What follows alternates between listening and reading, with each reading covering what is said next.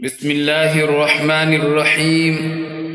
عن جابر رضي الله تعالى عنه قال قال رسول الله صلى الله عليه وسلم: لا يدخل الجنة لحم نبت من السحت، وكل لحم نبت من السحت كانت النار أولى به.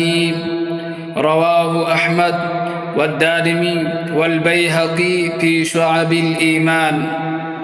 حضرت جابر رضی اللہ تعالی عنہ بیان فرماتے ہیں کہ رسول اللہ صلی اللہ علیہ وسلم نے ارشاد فرمایا: حرام سے پرورش پانے والا گوشت جنت میں داخل نہیں ہوگا، اور حرام سے پرورش پانے والا ہر گوشت جہنم کی آگ ہی اس کی زیادہ حقدار ہے۔